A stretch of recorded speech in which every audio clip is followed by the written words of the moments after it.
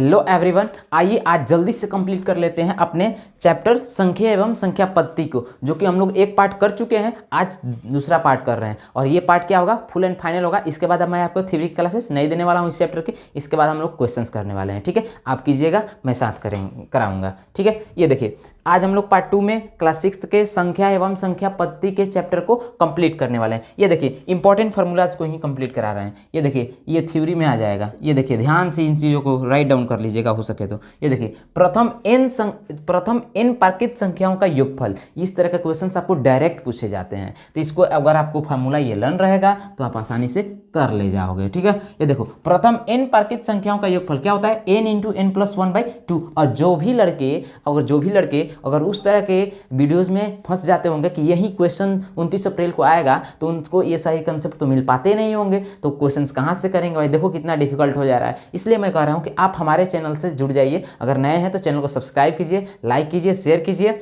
और डाउट है तो कमेंट कीजिए। आपको मैं पूरे एकदम एग्जाम तक लेकर प्रिपरेशन करा करके छोड़ने वाला हूं। आप देखिए, आसानी से सारी चीज़ों को पहले हम लोग कंसेप्ट कर रहे हैं, देन क्वेश्चंस कर रहे हैं। कितना इजी बना रहे हैं चीज़ों को, ये देखिए। चलिए आइए करते हैं। प्रथम n प्राकृत संख्याओं का योगफल अभी लर्न कर लीजिए, n into n plus 1/2। Questions नहीं करा पाऊंगा अभी, आगे वाले वीडियो में मैं करा दूंगा, ठीक है। ये देखिए, प्रथम n प्राकृत संख्याओं के वर्गों का योगफल। हाँ, कभी कभी ये भी पूछ सकता है कि वर्गों का योगफल, तो वर्गों का योगफल का ये फॉर्मूला आप क्या लगेगा, n into n plus 1 into 2 into n plus 1/6, ठीक है। ये देखिए फॉर्मूला क्या यूज करेंगे, n into n plus 1 into 2n plus 1/6। ये किसके लिए, वर्गों के योगफल के लिए, ठीक है। अब देखिए, प्रथम n प्राकृत संख्याओं के घनों का योगफल, प्रथम n प्राकृत संख्याओं के घनों का योगफल के लिए क्या फॉर्मूला यूज कीजिएगा, n इंटू n प्लस 1/2, और इसी को क्या करेंगे, होल स्क्वायर, इसके होल स्क्वायर। ये हमारा फॉर्मूला यूज करेंगे घन फाइंड करने के लिए, ठीक है। ये देखिए, प्रथम n सम संख्याओं के योगफल के लिए n इंटू n प्लस 1, ये तो आपको मालूम होगा। प्रथम n विषम संख्याओं के योगफल का n स्क्वायर, सिंपल है। और देखिए, k के प्रथम n गुणजों का योगफल क्या होगा, kn इंटू n प्लस 1/2। ये देखिए, बहुत सारे स्टूडेंट्स इसको मतलब इस फॉर्मूला को समझ नहीं पाते हैं। कभी कभी ऐसे भी कहा जाएगा, k मतलब क्या हो गया यहाँ पे, k मतलब क्या है, k कांस्टेंट है, मतलब कोई भी नंबर यहाँ पे यूज आ जाएगा। जैसे कि 3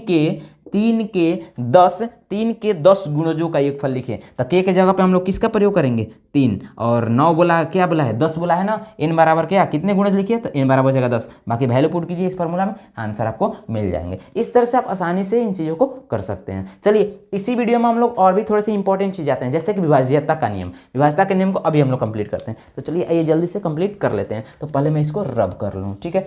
आप टेंशन नहीं लीजिए, मैं आपको इसी बेसिस पे पहले फिल देने वाला हूँ, उसके क्वेश्चंस देंगे जिसको कि आप आसानी से कर पाओगे। नहीं हो पाएगा तो हम साथ कराएंगे, आप करिएगा। और उसके बाद थोड़ा सा मैं अपने से प्रैक्टिस पे क्वेश्चंस दूंगा, जिसको कि आप बहुत फायदा होगा, आप अपने से कीजिएगा। उसके बाद आसानी से जितने भी यूट्यूब पे हो रहा है ना, 29 अप्रैल को ये क्वेश्चन पेपर, वो क्वेश्चन पेपर, आप आसानी से करते चले जाओगे। बस आप मेरे वीडियो को देखते चलिए, जो भी कराया जा रहा है उसको हमारे चैनल पे करते चलिए। देखिए, चलिए अब हम लोग बात करते हैं किसका, विभाज्यता का नियम का। थोड़ा ध्यान दीजिएगा, विभाज्यता का, जब बहुत लोग विभाज्यता का नियम बोलते हैं, विभाज्यता के नियम, ठीक है। इंग्लिश में इसको क्या बोलते हैं, इंग्लिश में इसको बोलते हैं डिविजिबिलिटी रूल, ठीक है। तो आज हम लोग सभी 1 to 10 या फिर 11 तक हम लोग क्या करने वाले हैं, डिविजिबिलिटी रूल को जानने वाले हैं। एक के विभाज्यता के नियम को सभी लोग जानते हैं, क्योंकि एक ऐसा इकलौता संख्या है जो सारे संख्याओं को डिवाइड कर सकता है। तो एक तो ऐसे ही इकलौता है, ठीक है। अभी हम लोग पहले सीखते हैं 2 से विभाज्यता का नियम।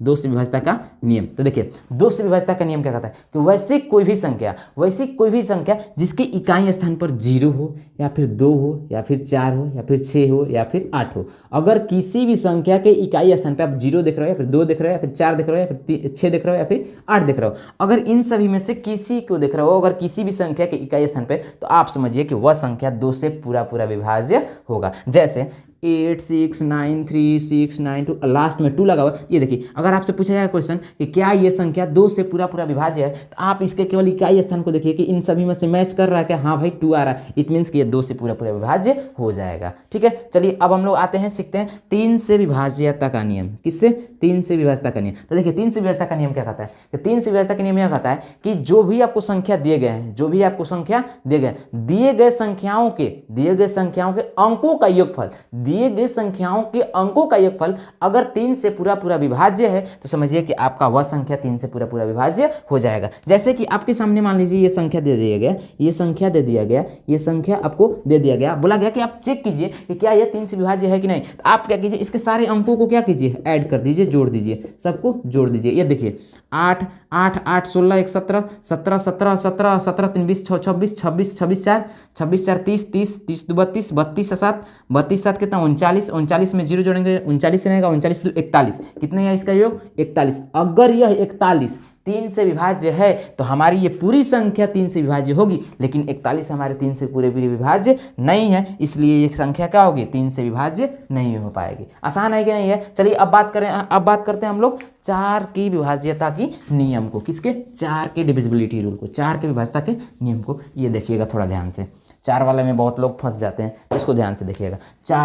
4 से विभाज्यता के नियम देखिए, 4 से संख्या में अगर दिए गए संख्या की इकाई और दहाई स्थान की संख्या 4 से विभाज्य है तो हमारी पूरी संख्या क्या होगी, 4 से विभाज्य होगी। जैसे कि ये देखिए, अगर देखिए जैसे कि ये आपको संख्या दिया गया है, ठीक है, अगर ये संख्या दिया गया, इसके क्या है, इसके लास्ट के देखेंगे इकाई और दहाई स्थान की संख्या क्या है, अगर ये 4 से विभाज्य है, ये 4 से विभाज्य है तो ये हमारी पूरी संख्या क्या होगी, 4 से विभाज्य होगी। हाँ, हालांकि 36 क्या है, 4 से डिवाइड हो जाएगा, मतलब कि ये पूरी संख्या 4 से विभाज्य है। इस तरह से सकते हैं। अब देखिए, अब बात करते हैं आगे 5 से विभाज्यता का नियम। 5 से विभाज्यता का नियम देखिए, 5 से विभाज्यता का नियम क्या कहता है कि वैसी संख्या या फिर दिए गई संख्या के अगर इकाई स्थान पर 0 हो या फिर 5 हो, ठीक है, ये देखिए दिए गए संख्या के इकाई स्थान पर 0 हो या फिर 5 हो तो वह संख्या हमारी पूरी 5 से विभाज्य होगी। जैसे कि ये 8 6 9 5 2 0, देखिए इकाई स्थान पर क्या देखा 0, इस मीन्स क्या है, 5 से विभाज्य है कि नहीं, इजी है कि नहीं, देख रहे हैं कंसेप्ट को एकदम इजी करते जा रहे हैं। अगर आपको डेफिनेशन लिखना होगा तो मैं आपको क्या करता हूँ, वीडियो में एडिट करा दूंगा, ठीक है,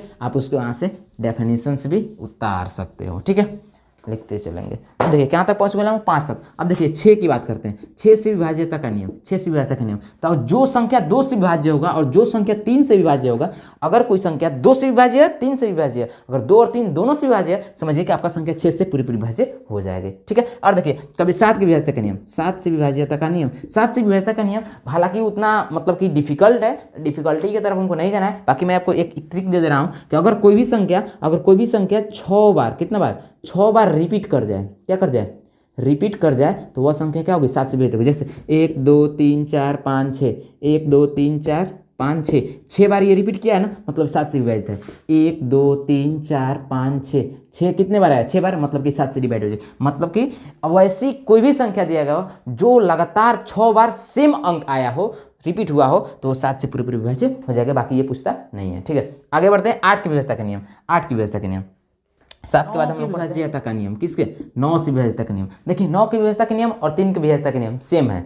9 की विभाज्यता का नियम क्या कहता है कि दिए गए संख्याओं के अंकों के योग अगर क्या है 9 से पूरा विभाज्य है, हमारी संख्या क्या है 9 से पूरी विभाज्य है। मतलब कि 3 की विभाज्यता का नियम और 9 की विभाज्यता का नियम सेम है, ठीक है। आगे बात करते हैं 10 की विभाज्यता के नियम, किसके, 10 की विभाज्यता के नियम। तो 10 की विभाज्यता के नियम क्या कहता है, 10 की विभाज्यता के नियम कहता है अगर इकाई स्थान पर क्या हो, 0 तो संख्या क्या होगी, 10 से पूरे विभाज्य होगी, ठीक है। अब बात करते हैं 11 से विभाज्यता के नियम, किससे, 11 से विभाज्यता के नियम। तो अगर देखिए 11 की विभाज्यता के नियम को थोड़ा सा ध्यान से देखिएगा।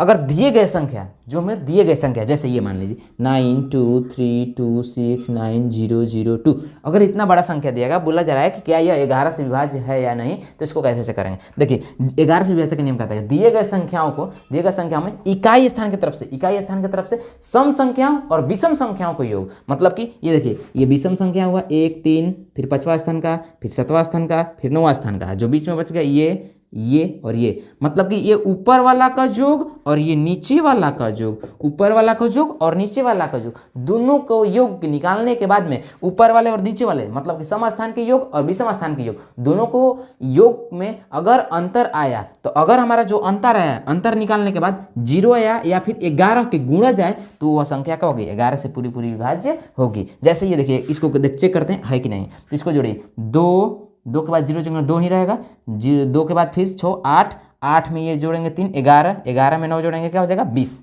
क्या आया नीचे वाला 20 से माइनस करेंगे, अंतर निकालना है तो 2 2 4 4 4 9 4 13 13 और 0 तो 13, इसका विभाज्य क्या, इसका अंतर क्या आ रहा है, 7 आ रहा है, तो इसका अंतर 7 आ रहा है जो कि 11 से कटने वाला नहीं है, मतलब 11 का गुणज है नहीं है, 0 भी है नहीं, मतलब कि यह संख्या पूरी पूरी 11 से कटने वाला है ही नहीं। इस तरह से हम लोग आज के इस इंपॉर्टेंट वीडियो को भी कंप्लीट कर चुके हैं, इंपॉर्टेंट टॉपिक्स को भी कवर कर चुके हैं। अब इसके पार्ट 3 में मतलब कि आपको इस चैप्टर से रिलेटेड इंपॉर्टेंट क्वेश्चंस मिलने वाले हैं, तो आप उसको मिस नहीं कीजिएगा। उसी से रिलेटेड आपको आपके जो एग्जामिनेशन में क्वेश्चंस मिल सकते हैं, तो आप उन तरह के क्वेश्चंस को मिस नहीं कीजिएगा, उस सेट को मिस नहीं कीजिएगा।